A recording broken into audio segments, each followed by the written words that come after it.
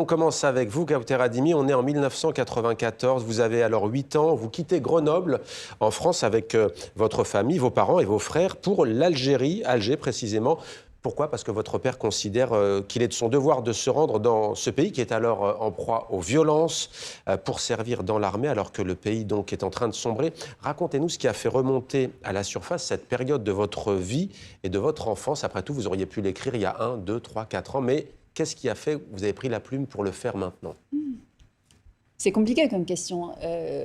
On m'a proposé une commande, celle de passer une nuit dans un musée de mon choix et d'écrire sur un sujet de mon choix.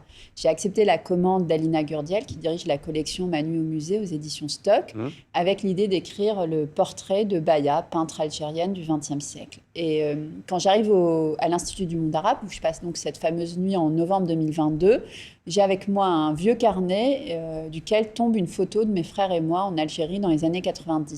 Avec écrit derrière Annaba ? Avec écrit derrière Annaba, et c'est une photo prise par mon père sur une plage, et c'est une année, c'est 1992, qui est une année assez charnière, c'est les dernières tentatives avant de basculer dans la violence, c'est l'année où Boudiaf est assassiné, à Annaba d'ailleurs, quelques semaines avant notre arrivée pour des vacances, et cette photo me ramène aux années 90, c'est la photo de la couverture choisie par Barzac, mais je crois que ça ne se décrète pas vraiment le moment où on est prêt à raconter une histoire.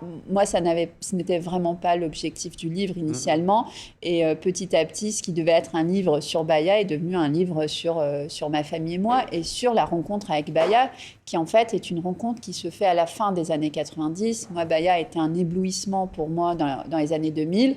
Ça a été un éblouissement parce que c'était un contrepoint lumineux des années 90. Et pour raconter Baya, il fallait que je raconte la luminosité d'avant Baya. Face à l'obscurité. Donc ce sont ces tableaux affichés à l'Institut du monde arabe qui vont vous guider sur ce cheminement, sur ces souvenirs qui ressurgissent.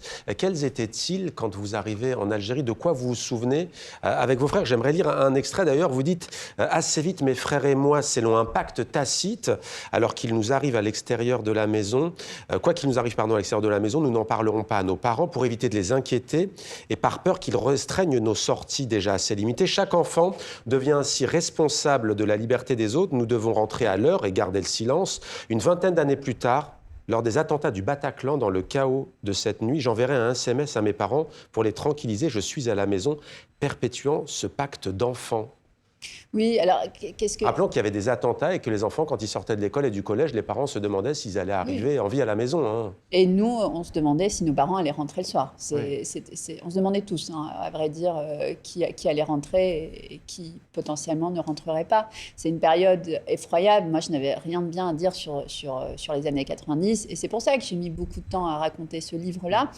Déjà, je n'avais pas envie de revenir sur ce que furent ces années-là. Longtemps, c'est quelque chose que j'avais enfermé dans des cartons, mais je n'avais pas envie de les rouvrir, c'était très douloureux. C'est aussi une enquête familiale. Moi, je suis beaucoup revenue discuter avec mon père, avec ma mère, avec mes frères sur ces années-là, essayer de reconstituer la mémoire des années 90, la mémoire de notre famille, ce dont ils se souvenaient, ce qui n'a pas été raconté, ce que je peux, moi, extraire des souvenirs de chacun. Et je pense que c'est un processus qui prend beaucoup de temps. Là, c'était le bon moment, mais ça s'est fait avec beaucoup de douleur. C'est pas un livre qui m'a fait du bien. Je pense que je me suis presque écorchée moi-même en l'écrivant. C'est pas du tout quelque chose qui est de l'ordre du soin. C'est pas cathartique comme on le lit parfois dans certaines critiques. Pour vous, pas du tout. Pas du tout. Rappelons cette période, c'est ce qu'on appelle la décennie noire, donc la guerre civile, le terrorisme. Qu'en ont pensé d'ailleurs vos proches, je ne sais pas, un de vos frères? Mon père a lu le livre et m'a fait... Parce que c'est un hommage aussi à votre père et à la ville d'Alger, une déclaration d'amour même. Oui, c'est une déclaration d'amour à la ville d'Alger que j'ai mis beaucoup de temps à aimer. Parce que moi, quand je rentre en 1994, mon père nous dit cette phrase folle, il nous dit « Vous allez voir, ça va être extraordinaire ». Et on arrive dans un pays en guerre, on n'est pas du tout préparé à ça. Et mon père nous rabâche, c'est chez vous, on rentre à la maison, alors que nous, ça fait des années qu'on habite en France, on ne se souvient plus du tout et de l'Algérie et d'Alger. Et avec mes frères, on découvre un nouveau pays. Moi, j'ai 8 ans, mon grand frère a 11 ans. petit frère a 6 ans et le dernier a 1 an. Mais ils ont aimé le livre? Alors, mon père a lu le livre, a beaucoup aimé le livre, mais il me fait cette réponse qui est la sienne à la fin du livre. C'est-à-dire, il me répond en me disant, attention, il y a une coquille, page, je ne sais plus quelle page, et bonne chance pour ton livre, je n'ai rien à ajouter. Qui est sa façon aussi de me dire, c'est ton histoire, c'est ta façon de voir les choses, et je la respecte. Ma mère n'a pas réussi à lire tout le livre. Cette scène de l'attentat, du faux barrage, pardon, dans lequel on tombe à notre tour, elle n'a pas réussi à aller au-delà. Et je comprends, elle est dans une voiture avec 4 enfants et pour elle, c'est le moment où on va être égorgé. Donc, c'est un moment assez effroyable dans notre histoire familiale. Donc, elle n'a pas réussi à le lire.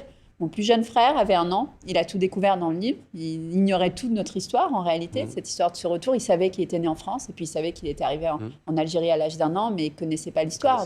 Voilà. Vous parlez de famille, justement. Alors, peut-être une réaction à Sharif Majdalani et à Ferhat Alani. Ferhat Alani, vous le dites, chaque famille a son souterrain. Peut-être tous les deux une réaction sur l'Algérie. Est-ce qu'on va parler de vos œuvres dans quelques instants? Est-ce que vous voyez justement ce dénominateur commun sur ce que vient de dire Kawthar Adimi? Oui, à la fois sur le secret de famille. Bon, je ne sais pas si c'est un secret, puisque non-dit, peut-être un non-dit.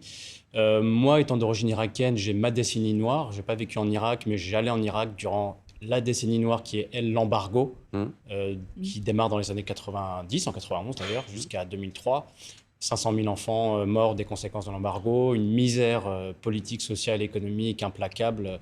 Donc ça me parle énormément. Moi, je connais un tout petit peu l'Algérie pour y être allé en reportage, comme reporter. Et un pays, je suis tombé amoureux de ce pays aussi qui porte à la fois la beauté et la tragédie. Donc moi, je me retrouve aussi là-dedans, dans ces non-dits, ces murs qu'on essaie de secouer parfois. Et Kawthar l'a dit, il n'y a pas réellement de moment parfois pour parler, mais il y a peut-être quelque chose de beaucoup plus profond, un souterrain. Un souterrain. Sharif Majdalani, sur Moi, ce que dit le Kawthar, Liban, c'était avant l'Algérie. Oui, c'était avant l'Algérie, c'était 15 années noires, et dont je parlais un petit peu dans le livre. Mais ce que dit Kawthar me résonne en moi parce qu'il y a effectivement des choses que je n'ai pas pu raconter pendant très longtemps, comme elle, notamment un épisode du livre sur le barrage. C'est un barrage aussi, mais on n'était pas impliqués, mais c'était aussi noir. Et en revanche, moi, quand j'ai réussi à écrire, j'ai beaucoup résisté à l'écriture de cette partie du livre, et quand je l'ai écrite, moi, j'ai senti que ça m'a soulagé. C'est cette question de la résistance, que moi, cette histoire du faux barrage, au début, quand je l'écris, personne ne comprend ce que je veux dire, parce que je ne mets pas les mots dessus. Je ne dis pas faux barrage, je n'explique pas vraiment ce qui se passe, c'est très abstrait. Et mon éditrice ne comprend rien à cette scène, qui devient une des scènes les plus fortes du livre. Mais il me faut des semaines avant de réussir à... Je fais un refus d'obstacle. C'est-à-dire, devant cette scène, je n'y arrive pas. La joie ennemie, donc, Kawthar Adimi. Allez, une autre actualité vous concernant. Elle Sardine, mini-série comique et engagée, tournée en Algérie, dont vous êtes co-scénariste avec la poétesse Zulika Tahar, déjà diffusée sur Arte. Sera disponible sur TV5 Monde Plus à partir du 3 décembre. On regarde un petit extrait.